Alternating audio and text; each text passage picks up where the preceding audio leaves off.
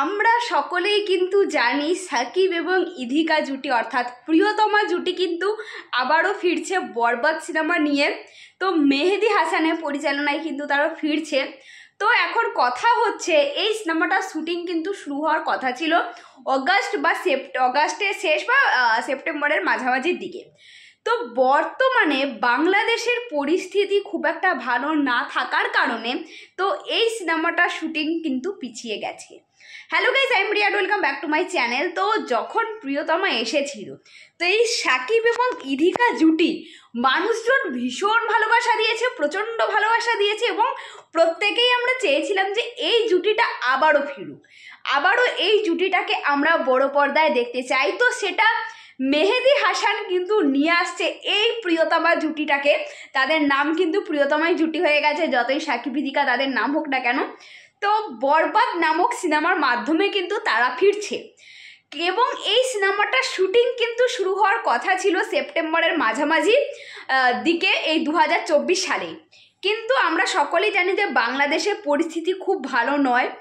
তো এখন পরিস্থিতি অনেকটাই ঠান্ডা হয়ে গেছে, কিন্তু যেহেতু কোনো কারণবশত খুব ভালো না থাকার কারণে শুটিং কিন্তু পিছিয়ে যায় এবং পরবর্তী শুটিং কবে হবে সেটা কিন্তু এখন একদমই জানা যাচ্ছে না। সেটা আমরা জানতে পারবো কদিন পরে, কারণ সাকিব ভাইয়া এখন কিন্তু রয়েছে মার্কিন যুক্তরাষ্ট্রে। তো তিনি ফিরবেন, তারপরে কিন্তু তিনি কলকাতাতে আসবে, তার কিছু কাজ রয়েছে। তো তারপরে কিন্তু তার সঙ্গে কথাবার্তা হবে যে কবে শুটিং করা যায়, এই বরবাদ সিনেমা শুটিংটা কবে করা যায়।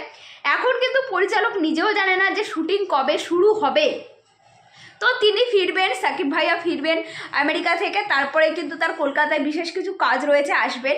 তো তারপরে কিন্তু কথাবার্তা হবে যে শুটিং কবে থেকে শুরু হয়। এবং বর্তমানে আমরা দরদে তো ডুবে রয়েছি, কিন্তু তার উপরে এই জুটির যে ফিরছে সেটা আমরা খুব আনন্দে ছিলাম যে হ্যাঁ, বরবাদ নিয়ে তারা ফিরছে এবং যত তাড়াতাড়ি শুটিং শেষ হবে তত তাড়াতাড়ি কিন্তু সিনেমা রিলিজ পাবে। যেহেতু শুটিং শুরু হতেই দেরি হচ্ছে, সুতরাং রিলিজ হতেও দেরি হবে, এইটা আমাদের কাছে একটু দুঃখের বিষয়। তো যাই হোক, সমস্তটা মেনে নিতে হবে, এখন সিচুয়েশানের ওপরই পুরোটা নির্ভর করছে। তো যাই হোক, তিনি ফিরুক, তারপরে কথাবার্তা হোক যে কবে শুটিং শুরু হয় এবং শুটিং শুরু হওয়ার অধিক আগ্রহ কিন্তু আমরা রয়েছি। তো এই একটা খবর কিন্তু আমি পেলাম ফেসবুকে বিএমআর থেকে এবং তারা যথেষ্ট অথেন্টিক নিউজ দেয় এবং আমি কিন্তু স্ক্রিনশটটা কমিউনিটি পোস্টে দিয়ে দেবো। তোমরা একটু প্লিজ পুরো ব্যাপারটা পড়ে নিও, আরও ক্লিয়ারলি তোমরা বুঝতে পারবে। তো ভিডিওটা এখানেই শেষ করছি, দেখা হচ্ছে পরবর্তী ভিডিওতে। টাটা।